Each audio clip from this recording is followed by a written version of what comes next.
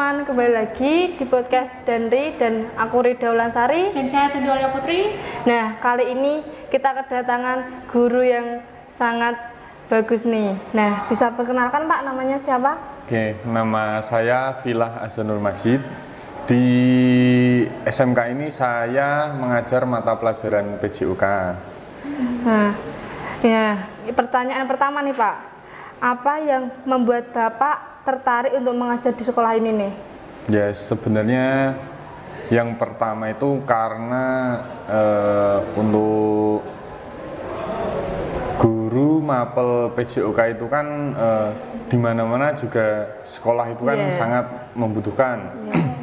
Nah, kebetulan kemarin itu saya melihat pamflet lowongan. Ya, pamflet lowongan itu kan juga saya di sini kan masih baru, guru baru. Jadi saya mencoba memasukkan CV dan berkas lainnya gitu. Langsung dan keterima. Alhamdulillah bisa keterima di sini. Nah, bagaimana kesan pertama ketika mulai mengajar di SMK Telkom nih, Pak? Kesan pertamanya ya, oh begini loh rasanya ngajar siswa yang hampir seumuran. Karena kan saya masih muda ini. Oh, masih muda. Saya kelahiran 2002. Oh, masih 2002. kacanya Ya kan sekilas. hitungannya itu masih seumuran lah. Setara seperti itu. Oh. Nah, apa tantangan terbesar saat pertama kali mengajar nih Pak di SMK Telkom? Tantangan terbesarnya dalam tutur bahasa saya, karena saya juga sebelumnya juga belum pernah sama sekali mengajar siswa SLTA atau SMA sederajat. Jadi kalau mungkin SMP, SD itu saya pernah, tapi kalau yang SMA, SMK sederajat itu saya belum pernah. Jadi baru-baru ini. Ya, baru di sini nih. Oh, berarti pertama kali juga. Nah, bagaimana cara Bapak menyesuaikan cara metode mengajar agar siswa mudah memahami nih Pak? Mungkin dari segi bahasa yang saya gunakan ya, nah, bahasa yang saya gunakan mungkin bahasa-bahasa anak muda lah. Gen Z. Ya. Jadi biar mereka juga mudah paham, juga tidak terlalu bosan, tidak membosankan seperti itu. Jadi bahasanya beda-beda. Ya. Kan kalau guru-guru zaman dahulu kan bahasanya yang terlalu formal, terlalu akademis. Jadi mungkin siswa zaman sekarang kan kalau yang terlalu akademis itu susah untuk menelan atau memahami. Jadi lebih ke saling memahami omongan juga ya Pak? Pakai istilah bahasa anak muda lah seperti itu. Kenapa ini ada metode kreatif atau inovatif yang Bapak sering gunakan di kelas? Kalau saya itu biasanya kan kalau PJOK itu kan kebanyakan praktik, ya hampir seluruhnya praktik. Tapi sebelum melakukan praktik saya biasanya di pertemuan pertama itu kan biasanya satu materi itu kan 4 kali pertemuan. Nah itu satu pertemuan pertama itu saya gunakan pembelajaran di dalam kelas. Itu saya menyampaikan materi entah dalam bentuk penjelasan ataupun siswa saya beri tugas seperti itu. Dan tugasnya itu tidak tugas yang menjawab pertanyaan itu tidak. Misal buat mind map, buat infografis seperti itu. Jadi siswa jadi agak lebih kreatif ya Pak, jadi tahu PJOK gini gitu. Ya, terus menurut Bapak apa kunci agar siswa semangat belajar di kelas Bapak? Ya itu tadi mungkin sama halnya tadi yang untuk segi bahasa yang bahasa anak muda tadi itu tak. Nah pendekatan saya juga pendekatan dengan anak-anak muda. Jadi siswa itu lebih bersemangat lagi. Seperti itu.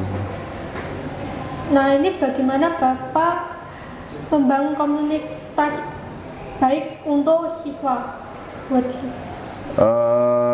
Itu saya sering di luar kelas, biasanya di luar pembelajaran itu saya ya misal papasan itu mengingatkan dengan entah dengan nada candaan atau nada secara guru dengan murid, itu nanti dengan sendirinya terjalin komunikasi yang baik. Jadi kayak saat tugas kayak belum Pak tugasnya belum. Iya, seperti itu. Misalkan ada anak lewat, saya tanya, kelas apa kamu? Kelas H Pak, 11 H. Kamu belum ngumpulin tugas ya? Ya kadang pakai nada candaan, nada bercanda kan. Tapi isinya itu kita mengingatkan seperti itu. Jadi candaan juga mengingatkan. Iya, gitu. bercanda juga mengingatkan. Seperti itu. Nah, apa kiat untuk menjaga kedisiplinan sekaligus tetap membuat suasana pelajaran menyenangkan?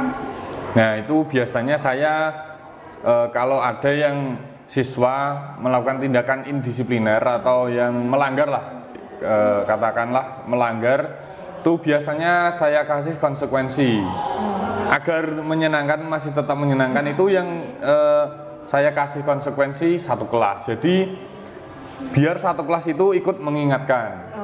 Karena kan biasanya gini, contoh saat pembelajaran PJOK praktek di lapangan, ada satu kelas itu ada 25 siswa katakanlah.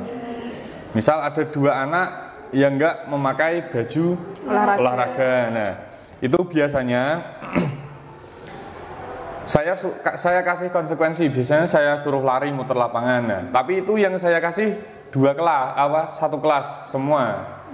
Satu kelas ikut lari semua. Jadi biar ikut mengingatkan. Jadi kan menumbuhkan rasa kepedulian juga ya di rekan-rekannya, di teman-temannya satu kelas itu. Jadi biar disiplin satu, disiplin semua. Jadi saya tahu gitu. Betul. Terus menurut Bapak, bagaimana cara guru bisa menghubungkan materi pelajaran dengan dunia industri? Kayak apa relevan bagi anak SMK gitu, seperti ya kerja-kerja gitu? Ya kalau di PJOK itu PJOK kan itu kan pendidikan jasmani, olahraga dan kesehatan. Nah, itu kan biasanya nih di dunia industri itu kan juga mempertimbangkan kesehatan, mempertimbangkan fisik dari calon siswa itu, calon siswa, alumni lulusan SMK itu. Nah, saya berfokusnya juga melatih dan menjaga kebugaran maupun kesehatan dari siswa yang nantinya mau masuk di dunia industri seperti itu. Jadi kayak nanti atlet atau apa gitu ya. Paling kan kayak penjelasan maksudnya kayak atlet gitu Pak, maksudnya paling. Tapi kan juga tidak hanya atlet. Tidak hanya. Jadi siswa itu kesehatannya itu terjaga. Orang kalau cuma sehat itu masih kurang. Masih kurang. Apa nih Pak kurangnya nih Pak? Kalau sehat itu belum tentu bugar. Jadi yang baik itu sehat dan bugar seperti itu. Kalau sekedar sehat saja oke. Tapi misal orang sehat sama orang sehat dan bugar. Orang sehat nggak sakit, misal nggak pusing, nggak kedinginan, nggak apa, tapi suruh naik tangga 3 lantai sedikit sudah lelah, sudah capek. Tapi kalau sehat dan bugar itu sudah nggak pusing, nggak kedinginan, nggak apapun, naik tangga 3 lantai itu masih biasa-biasa aja. Seperti itu. Nafasnya juga terkontrol juga. Betul. Jadi bedanya itu sehat dan bugar itu. Nah, apa pesan Bapak untuk siswa SMK agar mereka lebih bersemangat dalam belajar? Ya itu tadi, biar lebih bersemangat itu yang pertama itu mungkin siswa-siswanya bisa, kalau saya khususnya kan di bidang olahraga itu bisa melihat atlet-atlet profesional. Atlet-atlet profesional yang mereka idolakan. Jadi mungkin mereka bisa lebih bersemangat lagi. Misal nih, mereka ada siswa yang suka sepak bola, terus mengidolakan Cristiano Ronaldo. Jadi kan mungkin untuk bisa seperti idolanya itu dia harus bersemangat lagi untuk belajar dan bekerja keras seperti itu. Nah, ini apa harapan Bapak selama mengajar di sekolah ini ke depan? Harapan saya ya mungkin ini harapan untuk SMK-nya, untuk siswanya atau Untuk siswa. untuk siswa. Ya. Harapannya ya lebih disiplin lagi, terus lebih apa ya namanya, lebih disiplin tadi, terus lebih semangat lagi juga. Oke, mereka sudah bersemangat tapi mungkin di mata pelajaran yang lain kan saya nggak tahu juga. Jadi mungkin bisa lebih ditekankan untuk itu tadi, disiplin dan semangat belajar tadi. Nah, itu tadi kan pesan untuk siswa ya Pak. Ya. Nah, saya harapan Bapak untuk kedepannya agar lebih baik gimana? Harapan untuk siapa? Untuk kan Bapak kan mengajar, selama mengajar di sekolah ini tuh kedepannya biar lebih baik itu gimana? Oh, harapan yang lebih baik itu siapanya? Sayanya? Iya, saya. Mungkin dari saya itu tadi, saya tentunya mengikuti perkembangan zaman. Ya enggak zaman juga sih. Perkembangan mungkin metode pembelajaran seperti kan kalau sekarang kan ada AI itu kan, ada coding itu. Itu juga saya juga harus beradaptasi seperti itu biar nanti juga bisa menggunakan metode pembelajaran yang standar nasional. Nah, bedanya apa sih Pak? Kalau kan SMP sama SMK bedanya apa Pak? Ya bedanya itu tadi secara sikap itu beda. Misalnya gini, siswa SMK itu kan bisa dikatakan puncaknya puber. Iya. Nah, itu kan mereka masih bersungguh-sungguh untuk mencari jati dirinya masing-masing. Jadi masih istilahnya suka bertindak yang di luar kewajaran, di luar batas biasanya. Tapi tidak semua itu.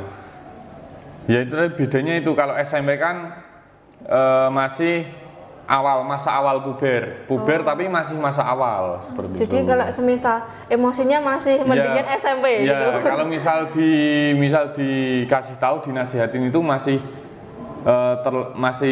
mudah yang usia SMP seperti itu. Jadi yang SMK agak lebih sabar ya Pak ya. Ya, pendekatannya kan beda juga. Kalau usia SMK pendekatannya mungkin bisa dikatakan pendekatan yang apa ya, yang agak keras itu kan juga nggak baik juga. Soalnya sekarang kan beda ya Pak ya. Sekarang zamannya juga beda, nggak kayak dulu. Misal dulu kan kayak nakal langsung diginin kan nggak apa-apa. Kalau sekarang kan pendekatannya juga beda. Kalau siswa SMP kan misal dinasehatin dengan nada yang agak naik itu kan mereka sudah nggak takut tapi sudah mengerti lah, sudah mengerti. Terima kasih buat Pak Vila udah menyempatkan waktu dari kesibukan mengajar tadi juga. Saya juga terima kasih sudah diundang untuk kegiatan ini. Nah, segitu dulu teman-teman. See you, bye bye.